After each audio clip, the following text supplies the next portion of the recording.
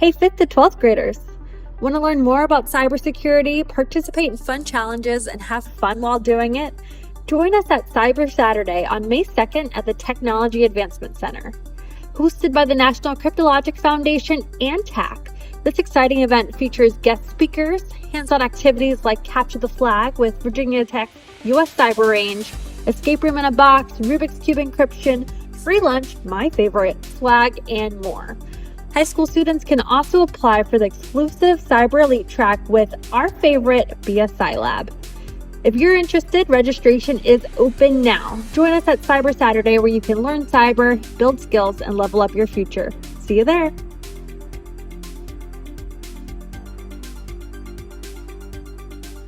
Welcome to Cyber Chats, a podcast made by the National Cryptologic Foundation. I'm your host, Kennedy Taylor, and together we'll be demystifying the world of cybersecurity by talking with amazing cyber enthusiasts like you, as well as industry professionals. Be sure to like and subscribe to our podcast on your favorite podcast platform. Hi, cyber friends. Welcome back. Today, we are excited to have someone that you know very well. We have James Walsh, who is the host of Cyber Pulse. We are so excited to have him back here on the show. How are you doing, James? I'm good. How are you? I'm doing well. I'm excited about this episode because one thing I've realized over our many, many conversations is that we've never really talked about what you do.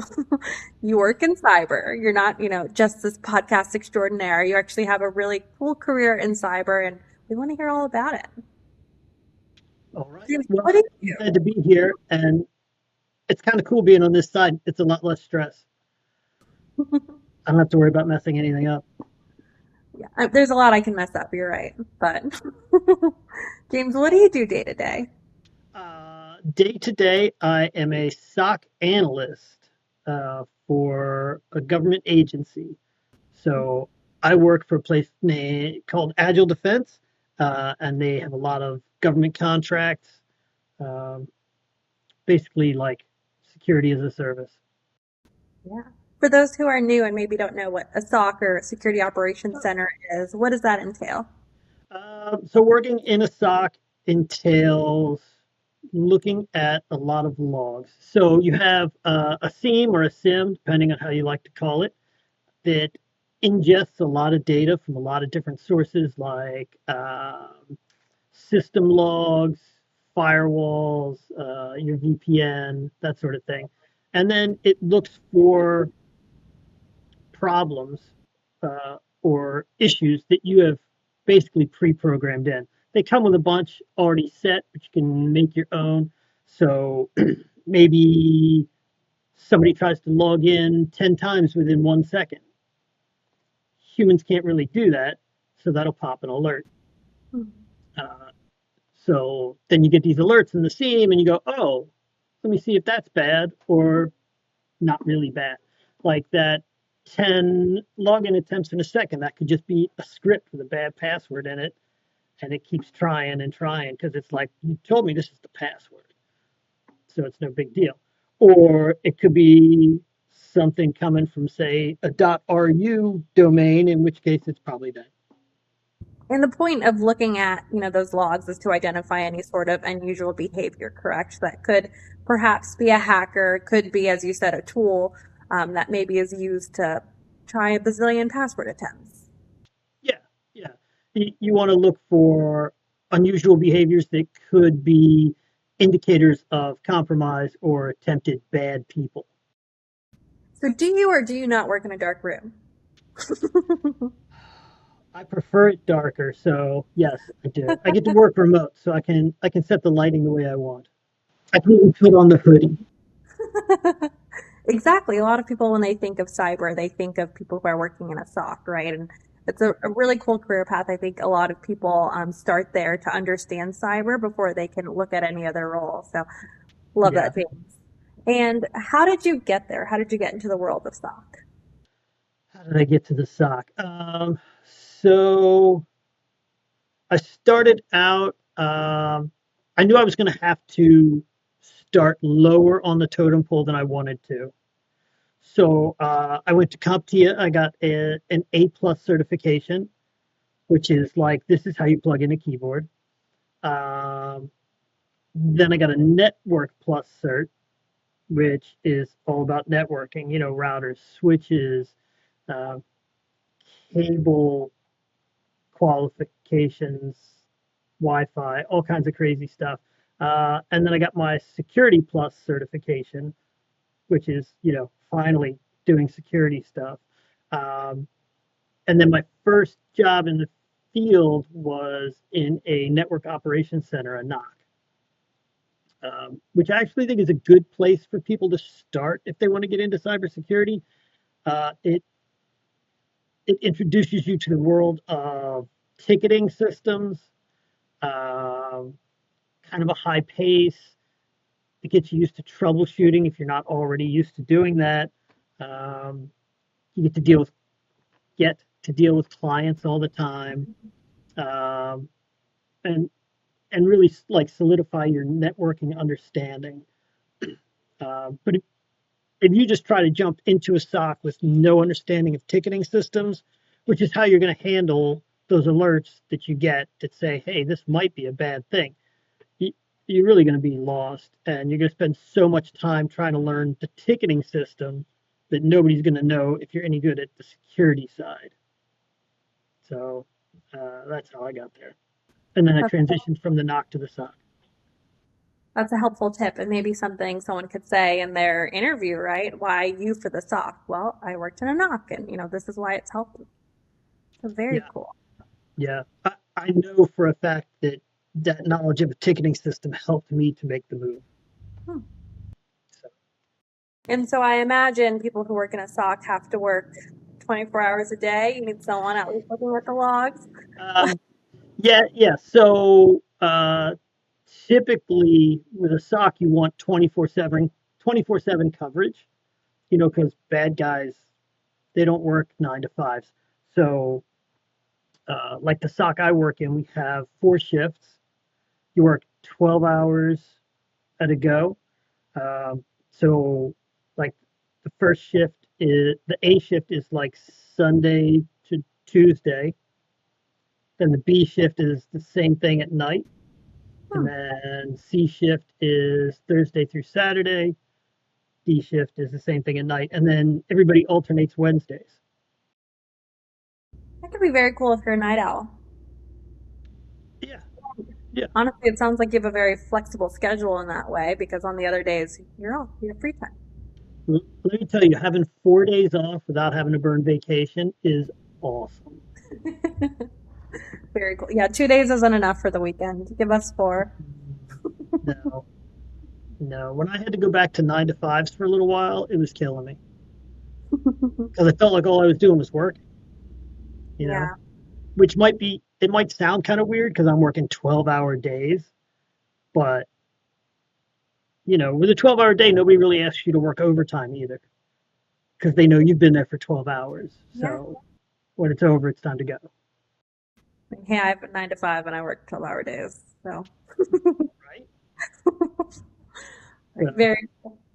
Well, I want to take a step back here because I understand you have a really cool background in martial arts. Is that right? yes, I was a professional martial artist for about 20 years. So you fight bad guys now on your computer, but before then, you're fighting Yeah, yeah. actual people. So that's kind of how. So I owned my own karate school, and then I got to a point where I thought it might be nicer to make more money. You know, working with people and helping people was great, but I wanted more money and maybe benefits. Benefits would be nice. So I thought, All okay, I fair need to things to want. right. I thought it'd be a good idea to transition to something else. Wasn't sure what, but then I was like, well, you know, I've always been into computers, cybersecurity. You still get to help people, protect them, maybe teach them how to defend themselves a little. So it seemed like kind of a natural fit. I think that's really cool because a lot of our listeners perhaps have a sport or an activity that they're very passionate about. And as they Yeah. look for careers, they're trying to find, yeah, where's that natural fit for me? So You're absolutely right. Martial arts, I see the connection. It's similar in fighting, but I'm sure there are other activities too that align really well with cyber. Sure, sure. And it's good for, as cyber professionals, we spend a lot of time sitting and staring at screens. Hmm. You need something else. You got to go touch the grass. So, you know, being able to get up and punch a bag or do some karate stuff, that's pretty cool, you know? Yeah. So, I also see it like metaphorically in a way as well, because we can't always be reactive in cyber. That's not a good approach. We have to learn to be proactive, and fighting, it's probably the same, right? You tell yeah, me. yeah, well, definitely Who for hits self-defense. first? Yeah, yeah. I used to tell people that they needed to practice preemptive self-defense. Hmm. Once you know it's going to go bad, you need to go first. Interesting. You know, Yeah. you don't want to sit there and wait till they're trying to punch you or kick you or throw you into a van, right? Once you see that van door slide, you need to take off or hit somebody or you know what I mean. Don't just be like, "That's really bizarre." Oh no, I'm in a van. Now what? It's No, too late. you're right. Come join us at Cyber Saturday for a martial arts lesson. No, I'm kidding. Yeah, yeah. No, that's a really good point, and you're right. That's cyber all the way. Hmm. Yeah, yeah. You don't want to wait. Awesome. No, I love that. So I also know that you have a daughter, I do. and I, About to go to college. what'd you say? About to go to college. Oh my goodness. That's what I said too. Oh my goodness. Is she ready? I mean, we'll find out. You, I'm sure she will do great. like the great thing about life is that it gives you the test first and then the lesson afterwards. It's not like school. It doesn't teach you first and then be like, okay, now try it. It's just like, there you go. So I, I think she'll be all right. Well, considering you found your career in cyber later, is cyber something that you've tried to push on her or teach her young? I mean, there's definitely parts of it that I made sure she understood early, like the fact that anything you put on the internet is there forever, Mhm. so you don't want to take a cute picture for your boyfriend and send it to him and then you don't know what happens to it after that. He sends it to all his friends because you guys broke up, or he decides he posted on the internet. It's just bad. Yeah. So that was one. um, the importance of good passwords and what makes a good password. She makes my wife a little nuts because her password on her phone is about 15 characters. Wow. So, yeah, yeah. So sometimes, Good for we're her. like, what's that? Good for her. Yeah, yeah.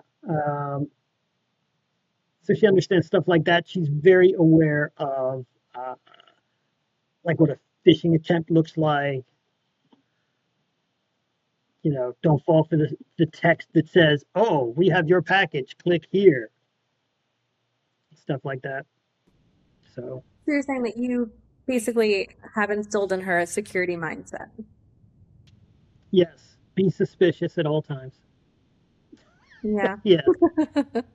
Is she Mhm. interested in a career in cyber at all? Her? No. I think she's looking at psychology. Oh. Well, there's a big component of psychology in cyber. Yeah. Yeah. I mean, you want to understand the bad guy and what he's doing and why, right? So there's definitely a connect there. But yeah, she's not looking to get into cyber. Well, you never know. You shifted later on, and True. there's I a chance mean, you I did as wasn't well. really looking to get into it originally either. So never know. Right. So going off to college, I know she's not interested in cyber, but I was wondering if perhaps she attended a Cyber Saturday event or some sort of event to expose her to the cyber career or fun activities. She has not done a Cyber Saturday. I think the only exposure she really had besides what I've taught her is, they do a little bit in school with that stuff. Um, but she's never really been interested in being technical at all. So, Well, I want to hear a report back. I'm interested to hear how college goes with the security mindset. Just thinking yeah, of all of your accounts and, yeah, if someone leaves, how are their access controls? Just things I'm curious about. yeah. Maybe I should go apply for like a part-time thing at her college so I can make sure their cyber program's okay. I'm not sure she would like that. No, she would hate it. You're like, oh, I looked at your emails earlier today. Be awful. Very cool. Well, James, where do you see yourself going in the world of cyber? That's a good question. So, like from where I am, the I guess there's like three normal paths, basically. Some people head off towards like security engineer so that they can build the systems, maybe even become like architects so they can design the systems and all that stuff. Um, some people will get into like governance and compliance, um, which is basically like making the rules and making sure that your company follows the rules, which can be frustrating, I think. Um, and then the other path would be the offensive side, getting into like pen testing and that sort of thing. So I don't know. I'm still kind of playing around with it. I think I think going from where I am to security engineer is probably the easiest because it's just a natural progression. Um, but I've always enjoyed the hacking side, so we'll see. I was about to say, you've done a great bit of pen testing, if I remember correctly, for fun. Yeah, yeah. And where do you do this? What resources can those listening, use? Oh, I mean, there's a couple of places. So, like, if you just want to like learn on your own, you've got places like Try Hack Me, Hack the Box, Meta CTF. Those are all good resources. There's also plenty of groups you can get involved with. The Baltimore B-Sides is coming up in 2 weeks. That'll be right in Towson. So anybody that's local. B-Sides conventions are kind of laid back security meetups. There'll be talks, there'll be some trainings, there'll be vendors there, there'll be people looking to hire people. So, like if you're looking to get started in cyber, it's a good place to get a jump start. Very cool. And is that what you would recommend? Because I think people are interested in cyber, but don't know where to start, right? And you mentioned going into a knock or getting a certification, perhaps. But what would you say Mhm. the first step is of do I like cyber or do I not like cyber? Or, do I see a career here? Well, so I mean, something like Try Hack Me or Hack the Box. They have free programs. You can get in there, uh, and they have all these different scenarios you can play with. Like they have training for, hey, I want to be in a SOC. They have training for, I want to be a pen tester. So you can get on there and you can play around. You might do it for an hour or two and be like, this sucks. Well, then it's probably not for you. Or you might start and be like, okay, I'm just going to spend an hour on this. And then 6 hours later, you look up and you're like, oh, okay, I really like this. This is what I want to do. So, and if you go to Well, something like a B-sides, like I said, there's people that do talks, and because it's a B-sides and it's laid back, you can go up to the speakers afterwards and be like, hey, I really liked your talk. Can you tell me more about what you do? Or can I buy you a beer and we can chat? Or you know what I mean? Um, and there's all the vendors there, so you can talk to them about You can buy them a water bottle. right a beverage, an age appropriate beverage. Yeah, right. Um, yeah, and a lot of people say that getting a job is all about who you know. So going to stuff like that and meeting people, even if you're just talking and hanging out a little bit, then later on you find out, oh, this guy works at the company I would really like to go to. Let me send him an email Oh yeah, and go from there. networking is the way to go. I Yeah, think it's also yeah, important to mention that cyber, kind of like robotics or like even just learning to code for the first time, it can be intimidating. And often at first, maybe people think that they'll never be able to get it or, be good enough. Is there something that helped you build your confidence as you began your career in cyber? Because I imagine at first getting a cert may have been daunting. yeah, yeah. I mean, for me personally, I I just the main two things I keep in my head are one, everybody sucked when they started. I don't care who you are, everybody sucked when they started. When you were a baby and you were learning to walk, everybody falls down. You know, everything you've done in your life, like every skill you've gotten, when you started, you were bad at it. And so was everybody else. It's okay. You'll get better. And the other thing is, if somebody else has done it, then I know I can do it too. You look at some of these big certifications. Like I'm working on a CISP certification right now, which is a Certified Information System Security Professional. It is not a beginning cert. It's like you're supposed to be 5 years in the field first. It's hard, but Mm-hmm. the thing I keep reminding myself is other people have done it, so I can do it. It's not like I'm trying to get to Mars. I think it's also important to find your why here because maybe you see yourself, you see a purpose in this role. Maybe it's to help people, it's to help your organization, or maybe you just like, getting things done. And I think a cyber career can definitely help fulfill your why.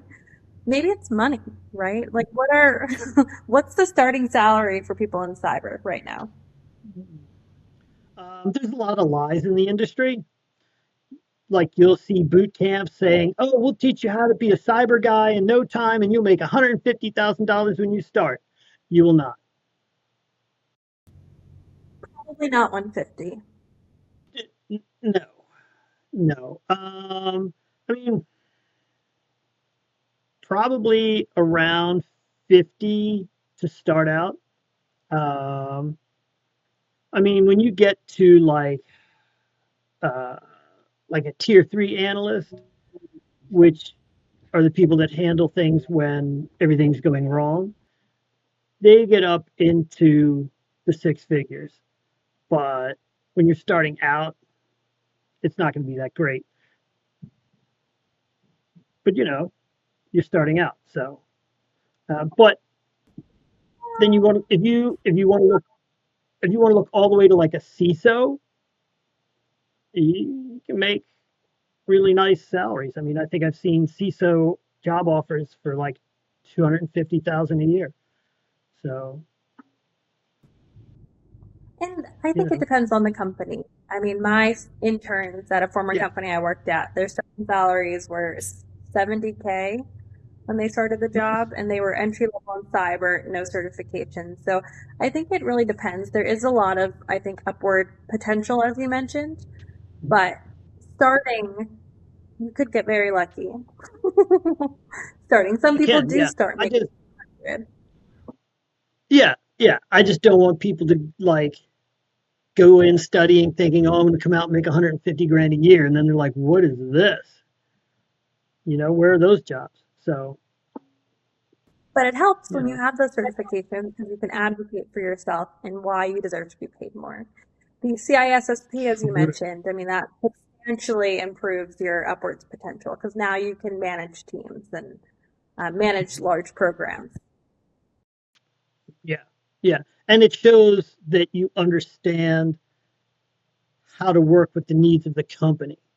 You know, like there's a lot of things that cyber people want to do, like just turn things off, or patch immediately that just aren't feasible from a company's perspective. Yeah, it'd be nice to patch everything all the time right away. But if the systems go down and we can't make any money, then that's not a good plan. So, you know, you got to have plans for that stuff before you do it. Absolutely. So, Dave, what do you think understanding the about business's perspective is important. I'm sorry, what did you say? no, what do you think about AI tools? Because now, I mean, there are automated versions of SOCs and, just various cyber activities that used to require teams. Now a tool is claiming they can do the same. Do you think it is fact, or do you think you still need people in those roles? I think you definitely need people in those roles. I think, to me, the place for what they're calling AI in those roles is for you to set up rules like, okay, like we were talking earlier about like bad logins, right? So if you get a bad login alert, then what I would like is for the machine to go and dig up like the data points that would tell me whether or not this is a good login, a bad login, a malicious login, right? Like if it could go and say, okay, well, it was all from within our network, or it's from a .ru address, or this happens every Tuesday at 7 p.m. You know what I mean? So that when I get the alert, I can look at that and go, oh, that's fine, or oh, that's not good. I Yeah. don't think having a machine try to do all the evaluations for you and just go, yeah, this is good. Because then what that does is it allows the attackers to tune to what the machine's looking for to get away with what they want to do. You're also letting an organization take on a massive amount of risk by relying on a tool instead of making those decisions themselves. True. Yeah. And then, you know, who's going to be responsible when the hammer falls on that? Um, and how long is it going to take before you realize it? Because people have found, like with these AIs that are in use now, that if you say like, "Hey, check this and let me know if it's working," a high percentage of the time it'll just say it's working, and you go, "Cool, show me the results," and it's like, "Oh, let me go run that." So it just like hallucinates or decides, I'll decide it's cool and not run the process. Do you think So having AI support you rather than do the job would be an actual help? yeah, it would allow you to use smaller teams. Um, Yeah. the, the other problem I see with this like urge to use AI and everything is like in programming, AI can handle like beginner programming skills, but then how do you get your tier two and tier three programmers if you Mm, don't hire anybody and train them to be tier one programmers? You yeah. know, so the same thing with the analysts. If you're only hiring tier two and tier three analysts, how are you like? How do you get to that? You just magically jump in? I mean, That's my fear in general with some companies, like not hiring early professionals, only those hire. Because you're right, how are they ever going to be experienced professionals without the time and someone taking a chance on them? yep, yep. Oh, sounds like we could have a whole call just on AI, but thank no, I was just interested in hearing your perspective on that because you're right, there is a massive push for it. Organizations are trying to use AI and cyber in new ways and trying to adapt to meet the rapidly increasing amount of threats that are coming our way. But we need to think twice before implementing. And always make sure you have an AI governance team. I'll say that. Because you need to figure out how it can actually, be implemented in practice and work. Every company uses those.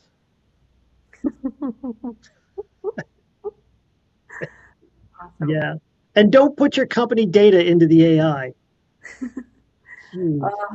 Hopefully you don't have to say that. Hopefully people already know that one, but who knows? Yeah.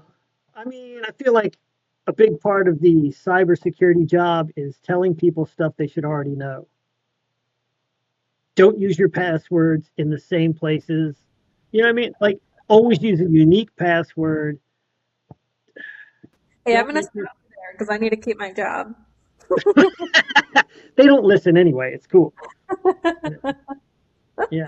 And if you have to make a really secure password, just put an exclamation point at the end. There you go. That makes it unhackable. Oh, goodness. Well, James, thank you so much for coming on and sharing more about you. Again, I knew, but a lot of people had no idea about your career. Thanks for having me. Yeah, it's really interesting and cool how it ties in with martial arts. So thank you for your time. Hope to see you soon. Thank you. Thanks for tuning in. We hope this conversation sparked your curiosity and got you excited about the world of cybersecurity. If you enjoyed this episode, don't forget to like, subscribe, and share with fellow cyber enthusiasts. Have a question or a topic you'd love us to explore? Connect with us on CyberChat's podcast page and join the conversation. Until next time, stay curious and keep the cyber chats going.